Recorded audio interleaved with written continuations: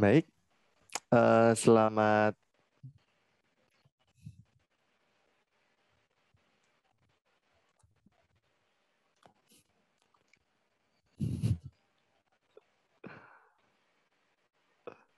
Maaf, saya sekarang yang saya isyarat untuk Mas Rizky.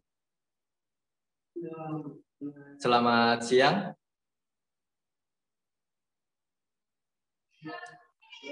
Ada tuli, ada peserta tuli di situ. Mas Adit sekarang yang CBI-nya ya. Assalamualaikum warahmatullahi wabarakatuh. Waalaikumsalam warahmatullahi wabarakatuh. Perkenalkan, nama saya Rizky. Isyarat saya seperti ini. Terima kasih beri kesempatan kepada saya untuk menjadi narasumber. Terima kasih Museum Sora Budaya. Saya di sini membawakan tema apa? Dulu aksesibilitas untuk ragam disabilitas.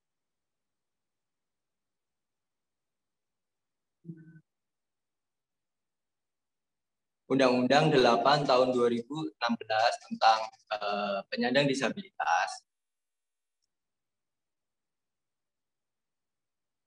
menyebutkan bahwa perlunya aksesibilitas untuk penyandang disabilitas.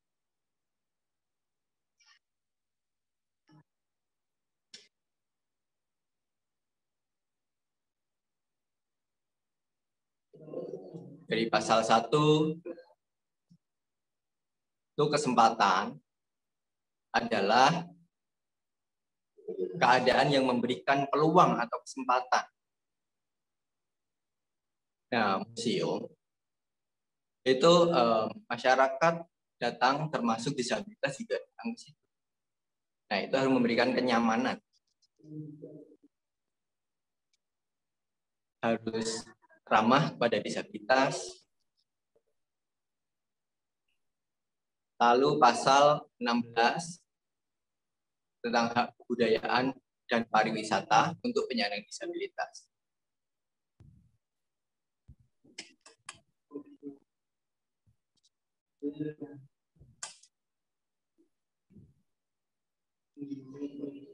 Oke. Pasal 16 tentang hak kebudayaan dan pariwisata untuk penyandang disabilitas.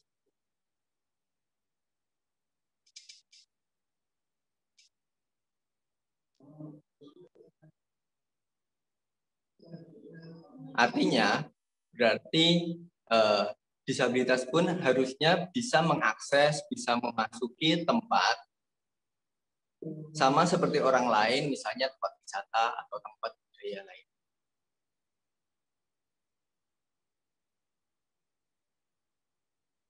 Bisa di situ artinya bisa mengakses, mendapatkan perlakuan, dan disediakan juga akomodasi yang layak sesuai kebutuhan dari disabilitas sebagai wisatawan.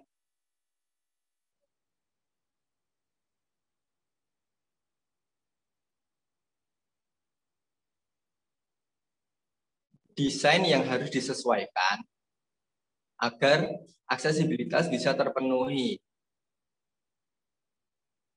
sesuai dengan ragam disabilitas.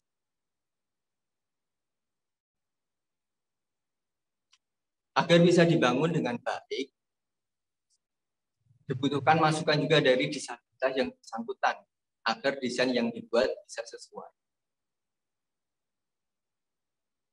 Pasal 19 tentang hak pelayanan publik, disabilitas harus memperoleh akses yang layak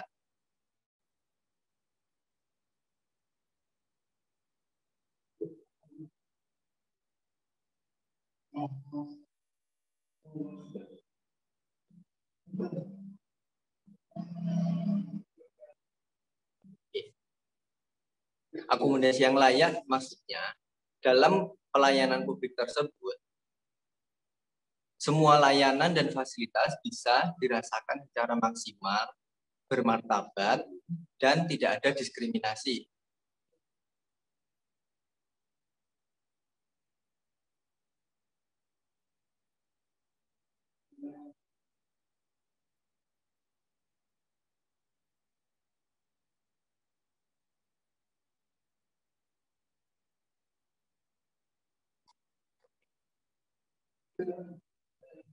pendampingan, ada misalnya interpreter atau penyediaan fasilitas yang mudah.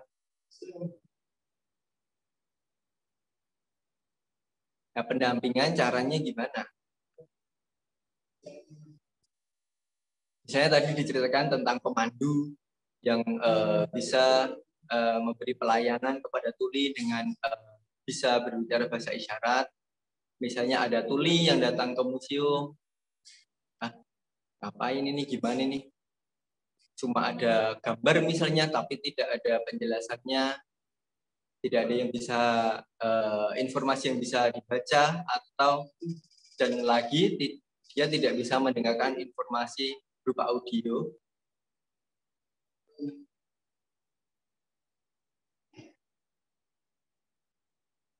Nah, bisa dibantu dengan adanya juru bahasa isyarat tadi.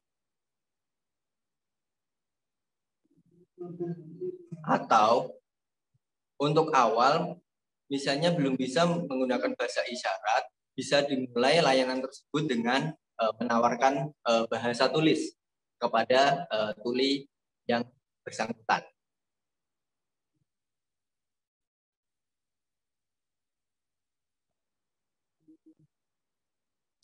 Mohon slide berikutnya.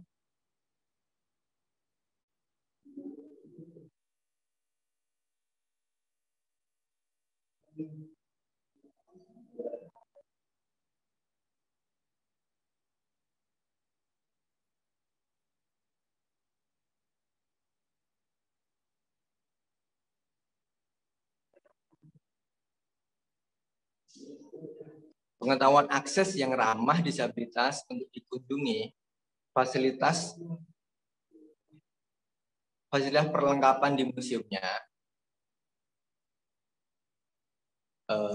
Maaf, diulangi bisa?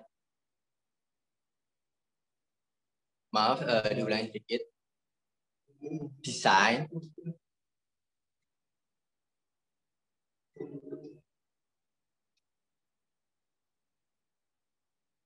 petugas dari museum mungkin bingung aksesibilitas seperti apa. Nah,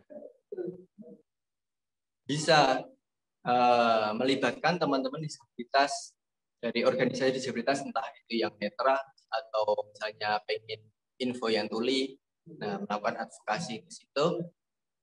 Untuk akhirnya bagaimana desain pelayanan itu yang ramah bagi disabilitas, yang pas untuk mereka, dan juga desain aksesibilitas fisik, misalnya RAM yang tepat itu seperti apa.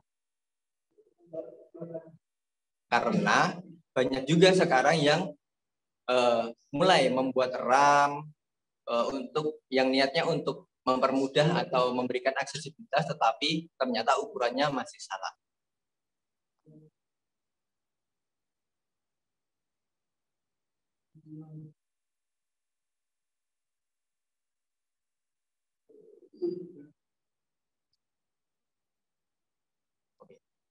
Fasilitas sama, fasilitas misalnya tempat duduk untuk orang-orang non disabilitas.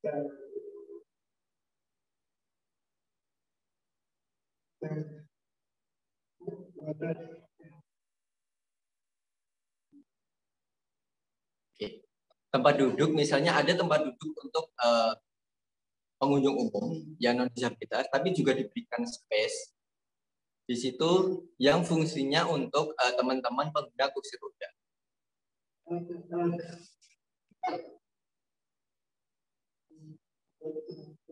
Lalu ada juga disediakan juga tempat duduk prioritas untuk ibu hamil, untuk lansia atau disabilitas, atau untuk kelompok rentan yang diberi tanda di belakang.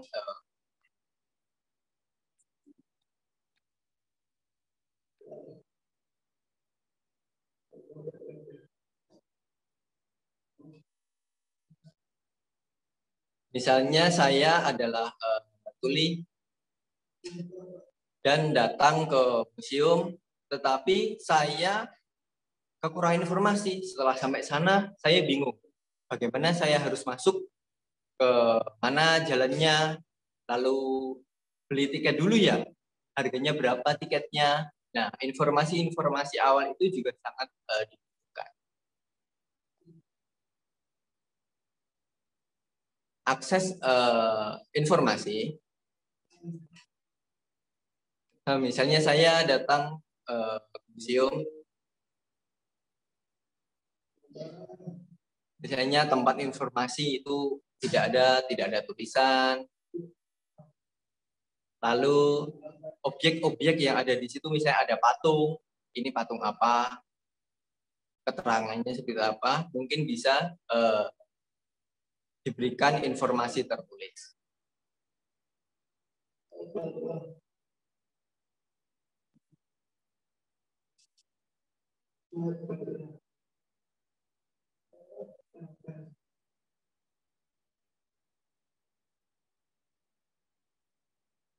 Lalu untuk pemandu museum memberikan layanan pendampingan kepada disabilitas tersebut. Misalnya ternyata disabilitas yang datang adalah tuli, tapi komunikasinya belum bisa nih. Terus gimana cara komunikasinya ya? Di awal bisa ditanyakan dulu, misalnya sudah tahu, oh disabilitas tuli, lalu tanyakan dulu kira-kira komunikasinya yang bisa sama-sama nyaman seperti apa. Misalnya saya belum bisa bahasa isyarat, belum bisa, lalu yang nyaman seperti apa, itu bisa ditanyakan.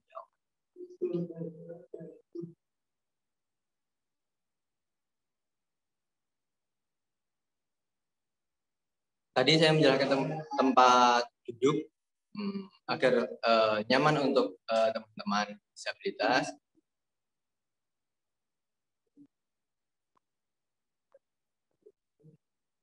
Biasanya tempat duduk disabilitas itu gimana sih yang nyaman?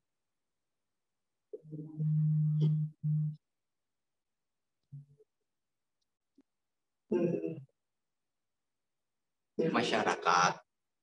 Oke.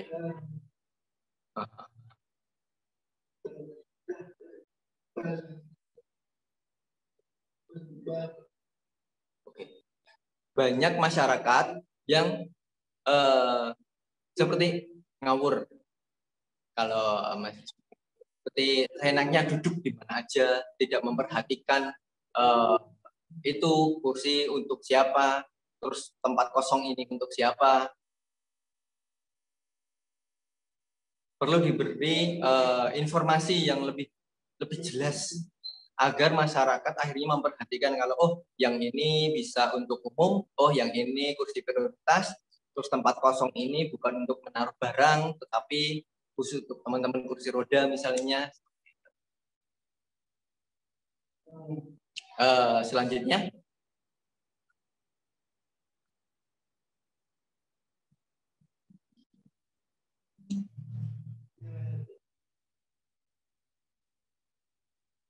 Jenis disabilitas berdasarkan jenis aksesibilitas berdasarkan disabilitas.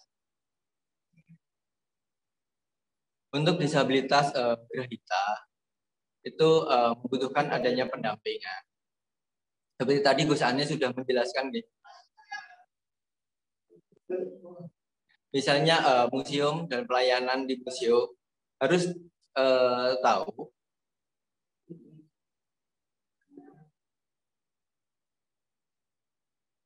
tingkat intelektual, maksudnya disabilitas intelektual ini tingkat yang ringan, sedang atau berat.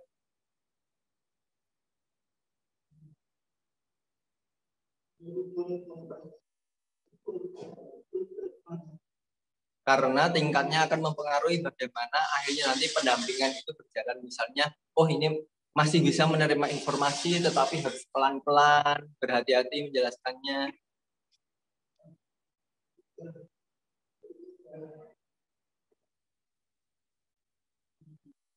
Oke. Lalu seperti yang Gus Anes jelaskan di awal, pentingnya membangun bonding dengan si anak disabilitas di awal sebelum pendampingan. Karena jika bonding itu akhirnya terjalin, si anak bisa nyaman dan akhirnya penjelasan itu tidak ditolak.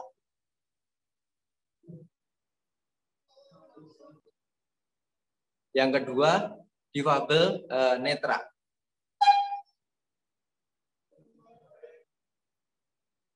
Ada braille itu sangat bagus di bawah atau menjadi penjelasan objek yang ada di museum. Jadi misalnya ada tunanetra yang datang ke museum.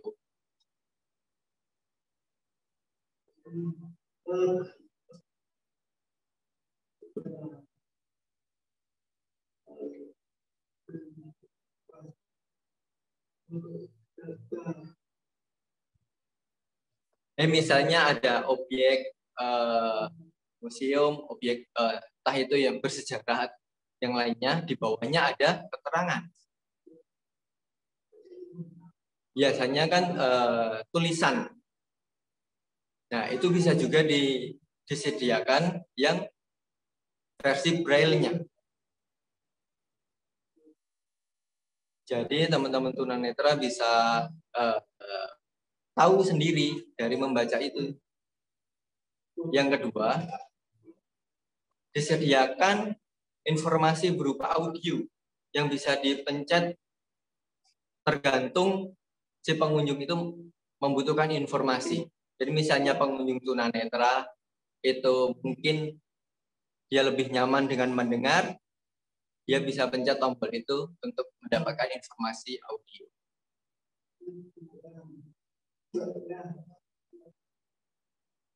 Jadi tombol itu mengeluarkan suara yang berisi informasi dari objek yang sedang dinikmati oleh tunanetra.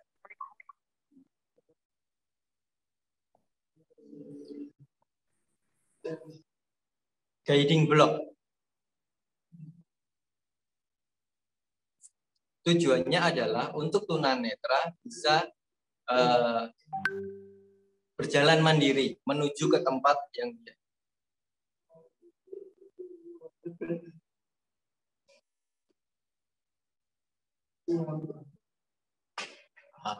Oke. Guiding block biasanya memiliki sisi 30 cm.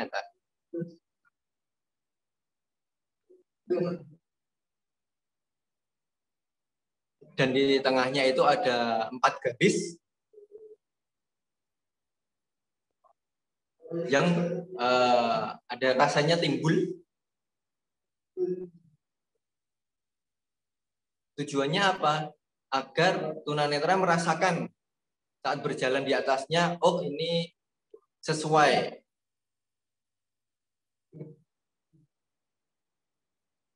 Saat di persimpangan atau di belokan,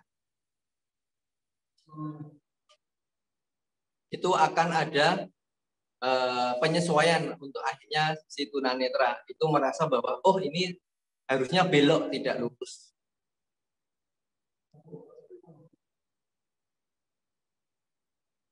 Di persimpangan tadi dipasang guiding block yang ada bulat-bulatnya. Itu bisa jadi penanda apa namanya? Hati-hati atau stop.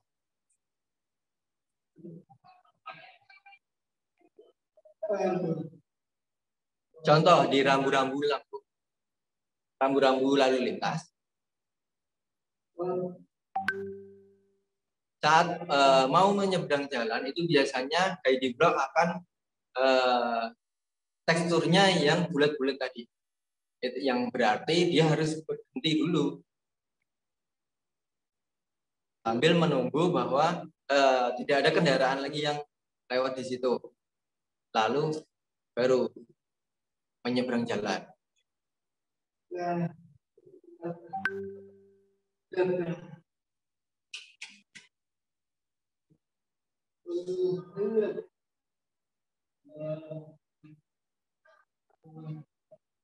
Oke.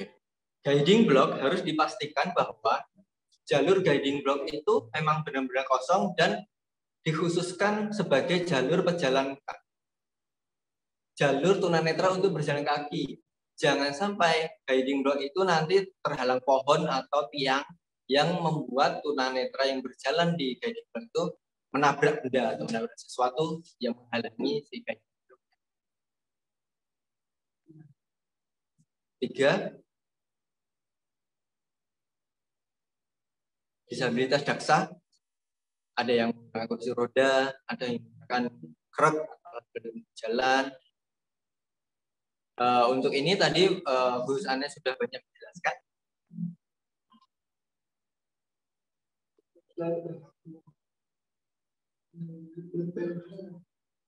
Untuk disabilitas yang menggunakan kursi roda, jika rem itu dipasang atau dibuat kurang sesuai ukurannya, itu akan tidak bisa mengakses sendiri dan masih harus ada yang membantu mendorong.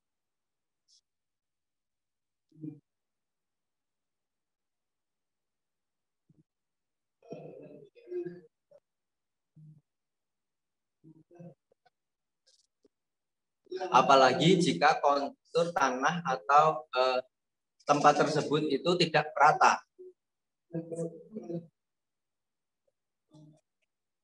Itu akan menjadi masalah bagi yang pakai kursi roda, untuk yang menggunakan krek maupun tunanetra.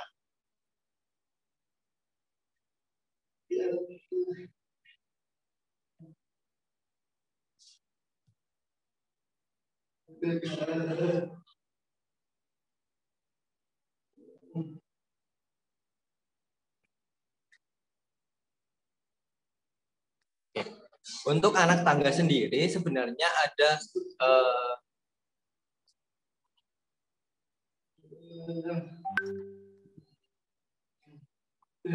maaf, saya sedikit. Untuk tempat yang menggunakan tangga sendiri sebenarnya juga harus disesuaikan, karena tangga yang terlalu tinggi jarak anak tangga ke anak tangga berikutnya akan menyusahkan bagi disabilitas yang menggunakan alat bantu berjalan atau tunanetra untuk menaiki tangga tersebut. Jaraknya adalah sekitar 14 cm antara pijakan menuju ke pijakan berikutnya, agar tidak memberatkan atau tidak mudah capek. Jadi walaupun menggunakan tangga itu harapannya bisa lebih nyaman juga.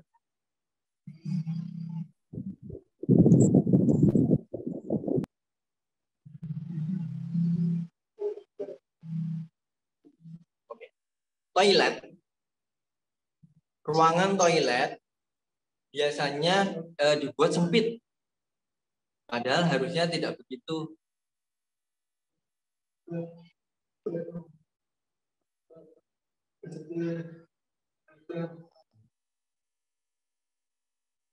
Untuk pintu toilet minimal 95 cm, karena agar kursi roda itu bisa masuk.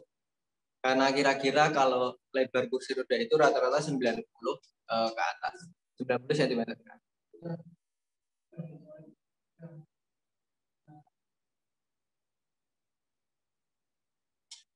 Lalu ruangan toilet sendiri itu juga harus luas, karena jika pengguna kursi roda mau mengakses toilet, dia membutuhkan ruangan untuk manuver.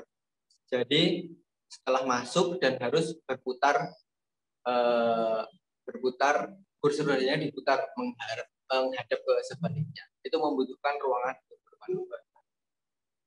Lalu di dalamnya harus ada handrail. Tujuannya untuk disabilitas atau yang rentan lainnya bisa berpegangan.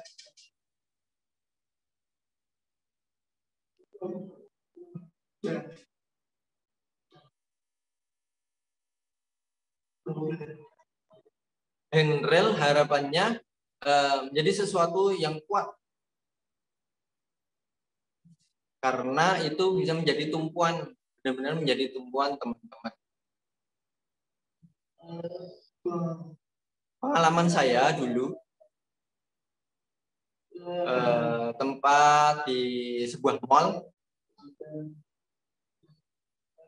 saya mengakses toilet.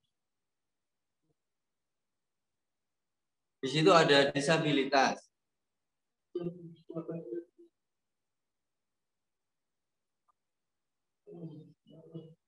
Oh, ada toilet disabilitas. Tetapi saya pengen lihat tuh dalamnya seperti apa. Ternyata ada sesuatu yang rusak di situ dan belum diperbaiki.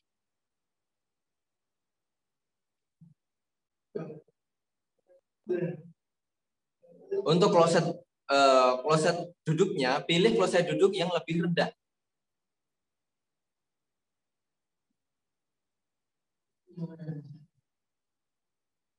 Untuk tempat cuci tangan, untuk disabilitas,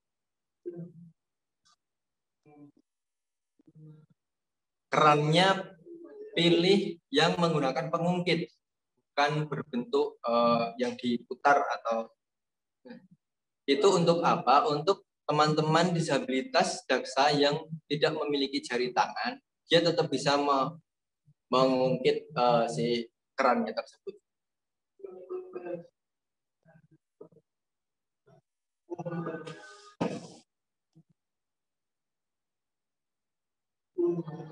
Kalau sekarang sudah banyak pilihannya wastafel yang menggunakan sistemnya otomatis. Nah, itu lebih mudah diakses untuk semua, baik yang disabilitas maupun masyarakat umum lainnya. Nah, kalau seperti itu bisa itu sudah setara, jadi lebih setara.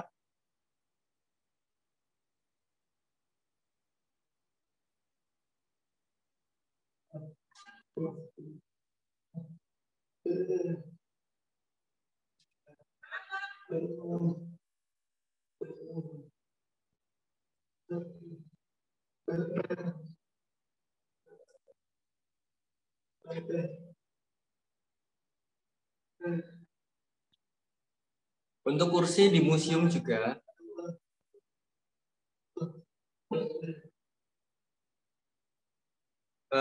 sediakan kursi yang lebih pendek. Oh, meja, maaf. Untuk meja di museum itu bisa gunakan meja yang lebih pendek. Sekitar 60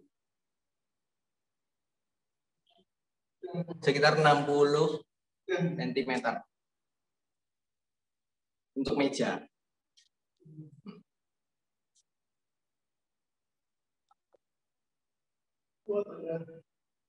Tujuannya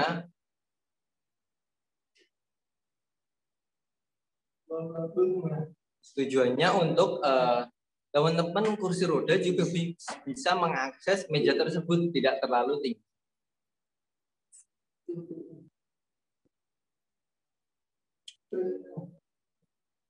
Misalnya masyarakat umum duduk di situ, duduk di depan meja itu, dan ada pengguna kursi roda juga yang di sampingnya itu bisa sama-sama mengakses layanan yang menggunakan meja tersebut. Selanjutnya 4, difabel intelektual.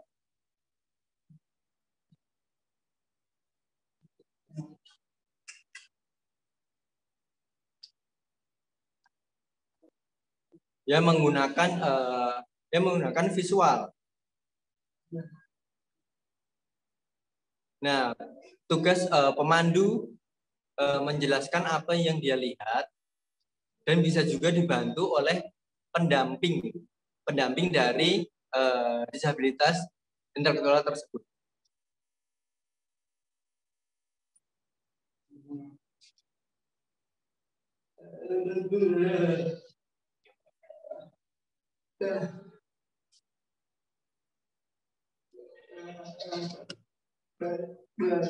Bagaimana cara pendampingannya? Dasarnya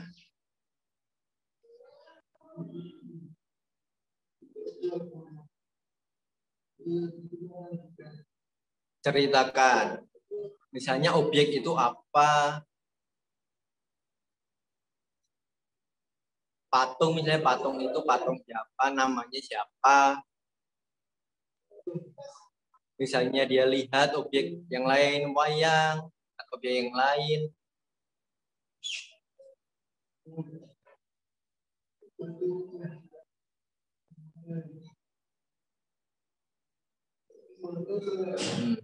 Untuk disabilitas intelektual, itu penjelasan bisa sesuai pertanyaan dari disabilitas tersebut atau berikan intinya. Tidak perlu yang sampai detail sekali. Karena untuk teman-teman intelektual ada hambatan untuk menangkap informasi. Maaf, JB diganti Mas Muiz. Suara saya bisa terdengar? Halo? Ya, bersama Mas Muiz. Oke.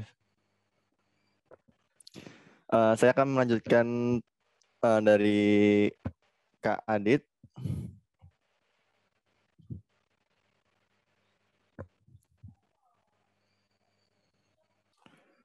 Oke. Untuk yang kelima,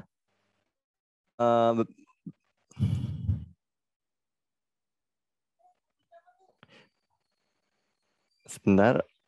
Untuk yang kelima, bagi disabilitas mental,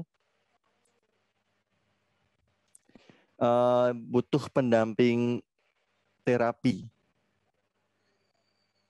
untuk yang benar-benar dekat dengan si difabel supaya bisa mendampingi, selalu bisa beradaptasi dengan si difabelnya sendiri.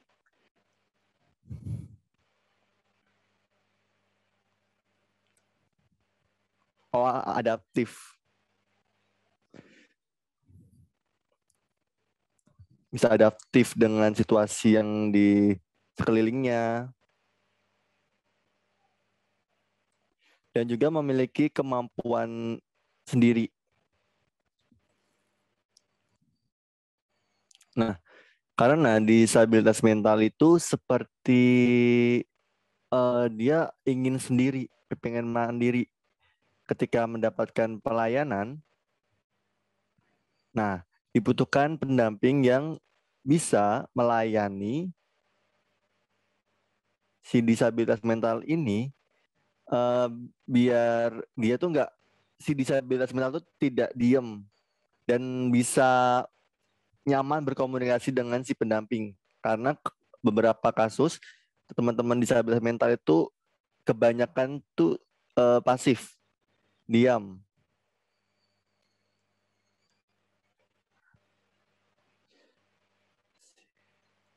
Karena mungkin mereka sering amnesia atau sering lupa, jadi mereka cenderung pendiam atau pasif. Nah, itu yang membuat disabilitas mental itu lebih sensitif seperti itu. Nah, pendamping dalam memberikan pelayanan harus bisa merasakan bagaimana disabilitas mental itu sendiri. Bisa dilihat dari bagaimana berjalan, bagaimana melihat situasi. Nah, si pendampingnya itu harus benar-benar dekat, seperti teman. Jadi si disabilitas mental tidak merasakan ketika dia tidak merasa marah, tidak merasa tersinggung, dia bisa nyaman ketika ada pendamping layaknya teman sendiri, jadi bisa berkomunikasi dengan lancar juga, seperti itu. Karena interaksi komunikasi itu sangat penting. Jadi si disabilitas mental ini bisa paham apa yang ada di museum, seperti itu. Karena dulu pernah ada pengalaman, saya bertemu dengan teman disabilitas mental. Saya belum pernah kenal sebelumnya. Ketika saya mencoba menyapa, si disabilitas ini menatap dengan ini siapa, dengan perasaan kayak belum kenal, merasa belum nyaman karena belum bisa berkomunikasi dengan nyaman. Jadi di situ ada muncul kebingungan. Nah, akhirnya ada yang membantu dari teman si disabilitas mental ini supaya bisa komunikasi. Jadi ada yang seperti pendamping yang layaknya teman bagi disabilitas mental supaya bisa merasa nyaman dengan situasi yang ada di sekitarnya. Baik dengan cara komunikasi, bisa berkenalan dulu, atau karena kalau ketika kita belum kenal dan langsung menjelaskan akan menimbulkan rasa kurang nyaman bagi disabilitas mental. Mungkin kalau ketika tidak menyambung bisa menimbulkan rasa tersinggung atau membuat disabilitas mental ini marah sendiri seperti itu. Untuk yang keenam, untuk tuli sendiri, tuli itu butuh atau perlu adanya tulisan yang jelas.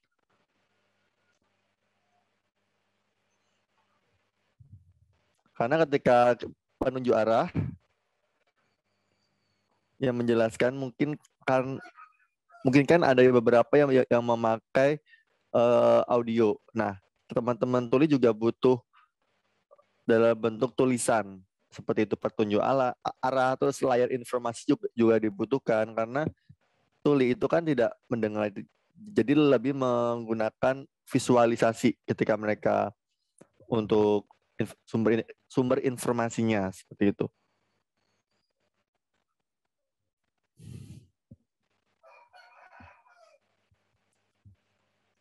Oh, misal ada objek patung atau objek lukisan, nanti bisa dijelaskan dalam bentuk tulisan itu. Karena ketika tidak ada media tulis, itu akan membuat teman tuli bingung. Maksudnya apa? Itu patung itu, misal objeknya patung itu tentang apa? Ketika apabila juru bahasa isyarat tidak ada. Oke, selanjutnya ada juru bahasa isyarat.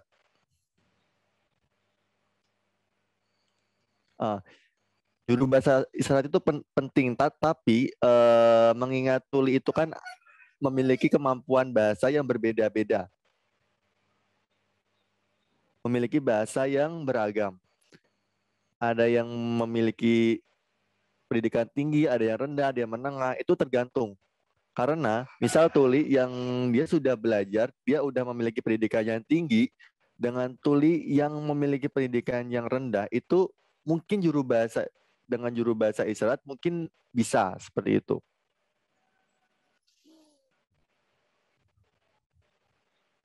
Nah, ketika pelayanan, ketika harus bertemu dengan teman tulis secara langsung dan kita belum bisa menggunakan bahasa isyarat, mungkin bisa memakai media lain seperti tulisan. Jadi nanti dari si pemberi pelayanan bisa menuliskan dulu kebutuhan menanyakan apa, kebutuhannya apa, itu bisa melalui media tulis terlebih dahulu. Nah, apabila dari pihak museum bisa berbahasa isyarat, itu akan jauh memperlancar komunikasi dan pelayanan untuk teman-teman tuli. Misal menanyakan kebutuhannya bagaimana, seperti apa, gitu. Karena mungkin mungkin teman-teman tuli lebih nyaman apabila si pemberi layanan menggunakan bahasa isyarat. Karena bisa langsung berkomunikasi, langsung berinteraksi, tidak terhambat oleh waktu atau media lain seperti itu.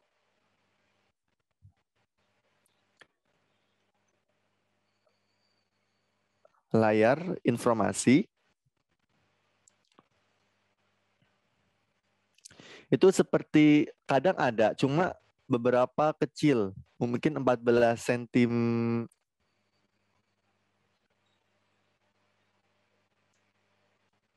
Maaf, 14 inch. Oke, 14 inch. Jadi kan ada layar informasi kecil. Nah, ini tujuannya untuk apa? Untuk memberikan misal ada objek patung. Nah, layar kecil ini bertujuan untuk menceritakan mungkin seperti sejarahnya bagaimana terbentuk. Misal ada patung ini tuh seperti apa sih? Mungkin dulu seperti apa? Adakah sejarah atau latar belakang yang menimbulkan patung ini tuh apa seperti itu? Mungkin siapa yang membuat patung ini atau nanti kan bisa dijelaskan mungkin dalam bentuk video yang ditampilkan di layar, misal sejarah pembuatannya ataukah bagaimana supaya teman-teman tuli ini bisa menerima informasi yang lebih lengkap. Nah, layar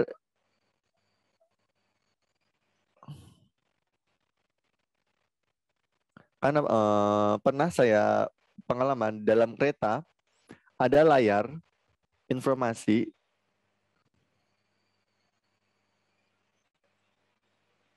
di kereta itu ada tulisan nama siapa, tujuannya kemana, jam berapa.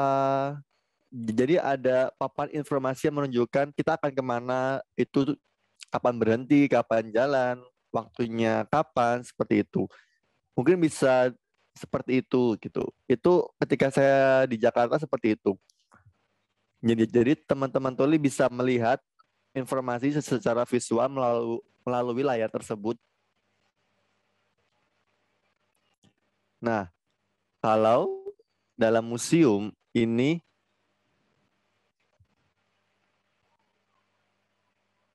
terdapat layar seperti itu, mungkin akan ketika museum ada beberapa layar yang seperti itu yang bisa menjelaskan misal objek museumnya seperti apa dan banyak sekali yang menjelaskan, mungkin teman-teman tuli bisa jauh lebih paham apa isi dari museum tersebut, bagaimana sejarah, bagaimana misal pembuatannya, seperti itu.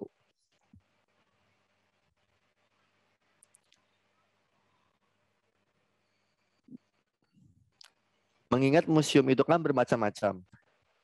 Ada yang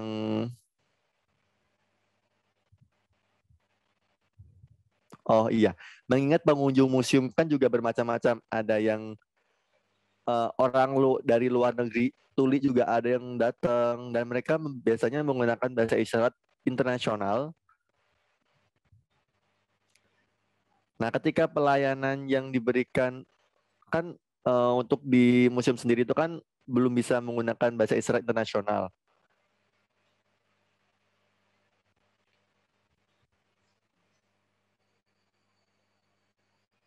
Tapi mereka bisa tetap terhubung dengan ketika saya menggunakan bahasa isyarat Indonesia dan mereka pakai internasional, tetap bisa berhubungan. Maksudnya bisa komunikasi, bisa lancar. Jadi mungkin ketika ada orang dari luar negeri dan kita juga mendampingi, kita bisa menjelaskan maksud dari objek ini apa, ini objek ini seperti apa. Jadi teman tuli yang datang ini bisa membayangkan, berimajinasi ketika apa sih isi dari objek dalam museum tersebut. Dan ini juga bisa cara memperkenalkan museum ke luar negeri juga seperti itu.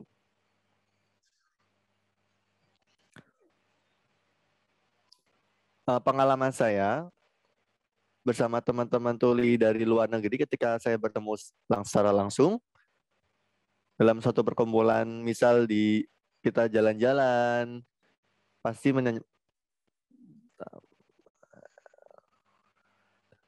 misal kita ke taman siswa, ke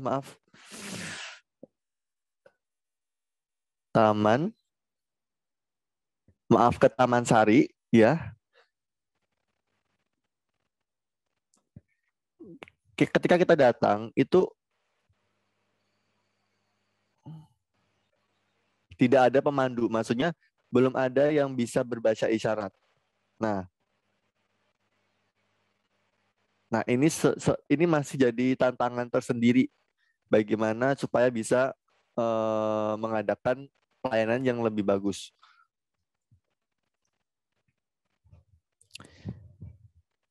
Jadi pengenalan bahasa isyarat itu bertujuan untuk apa? Supaya kita bisa berkomunikasi dengan teman-teman dari luar negeri juga.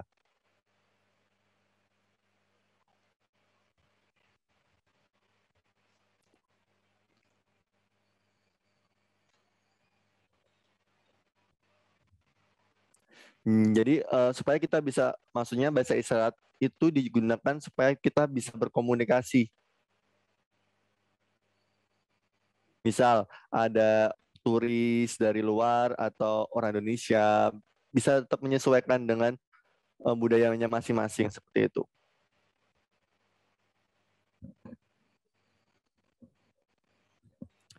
Mungkin seperti itu pengalaman saya sendiri seperti itu untuk berkomunikasi. Tetapi yang paling penting apa dalam pelayanan itu mau belajar berisyarat, belajar bahasa isyarat besok pagi, besok hari Jumat seperti itu.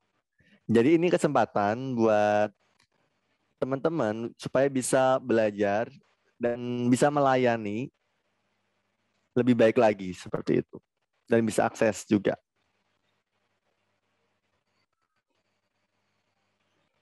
Oke, diganti sama Mas Adit.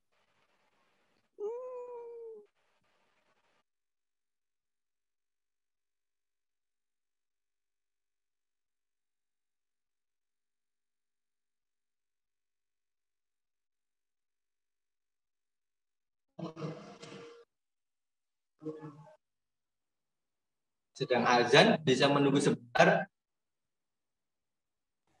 Ya, baik. Karena Kita bagaimana? tunggu sebentar ya.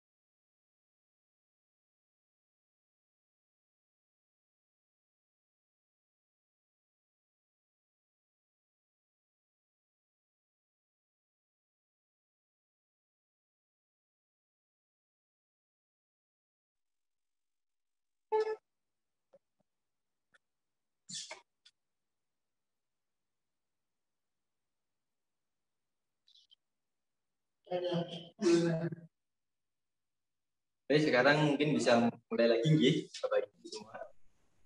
Mohon izin Mas Rizky, sebelum dilanjutkan, waktunya tinggal 10 menit lagi ya. Terima kasih. Oke. Museum Sono Budoyo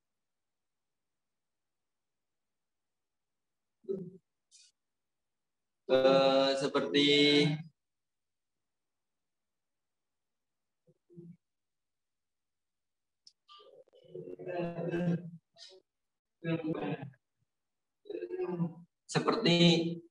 SMA inklusi.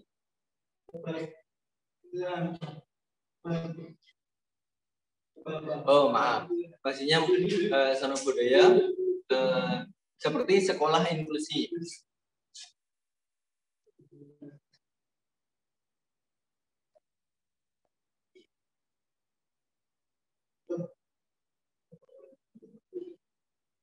Kalau misalnya yang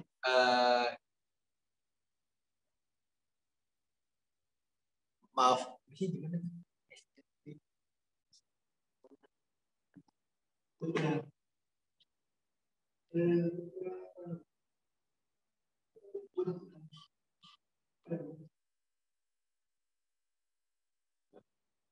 Oke.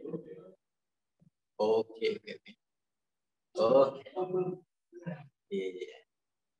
Maaf, maksudnya Museum Sono Budoyo harapnya seperti sekolah inklusif, tidak seperti SLB yang mengkotak-kotakkan disabilitas sendiri, tetapi tidak membedakan, tapi lebih tidak membedakan apakah pengunjung itu disabilitas atau tidak.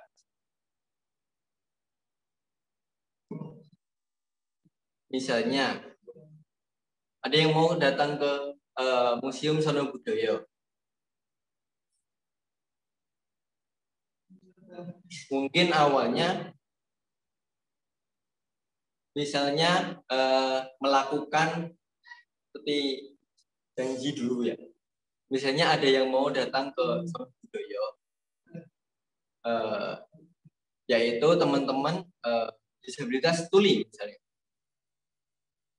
Lalu dari Sono Budoyo, karena teman-teman tuli tersebut sudah menghubungi duluan Sono Budoyo, misalnya dari pemandu sekarang ini belum ada yang mampu berbahasa isyarat, kita bekerja sama dengan dari teman-teman PLJDIY. PLJDIY adalah Pusat Layanan Juru Bahasa Isyarat DIY yang mungkin bisa membantu mendampingi dalam proses pemanduan dalam museum. Jadi sementara teman-teman pemandu bisa menggunakan bahasa isyarat, selain menggunakan dan teman-teman tuli kebetulan melakukan janjian dulu sebelum ke museum, itu bisa menghubungi dari pihak PLJDIY tersebut.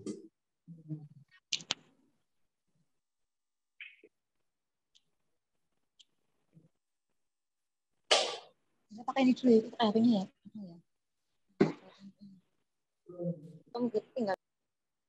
Kalau misalnya ada, tapi kalau tidak janjian dulu, terus mendadak ada misalnya ada 1 atau 2 tuli yang berkunjung ke museum, lalu bagaimana? Nah, layanannya seperti tadi, karena siap-siap dulu kan tidak bisa karena dadakan. Nah, padahal kalau misalnya pengunjung adalah tuli, itu tidak kelihatan apakah ini disabilitas atau tidak. Secara fisik, teman-teman tuli sama dengan teman-teman non-disabilitas. Makanya penting bertanya di awal, seperti apa yang dijelaskan di awal tadi. Kalau ada pengunjung, itu tanya dulu.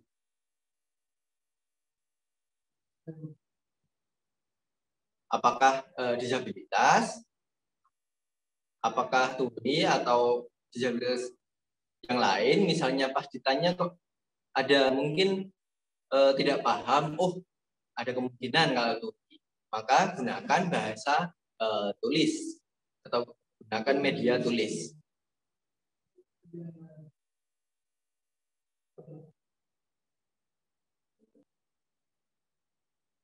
Tapi kalau misalnya Sono Budoyo ada acara yang akhirnya peserta atau undangnya adalah teman-teman tuli dan disabilitas yang lain, nah monggo bisa memanfaatkan dari teman-teman PLJ tersebut.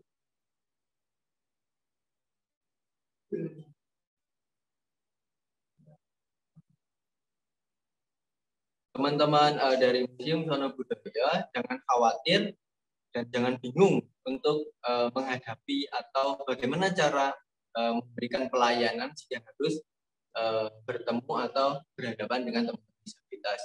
Dari Komite Disabilitas siap terbuka kapan saja untuk misalnya museum bertanya-tanya tentang hal tersebut.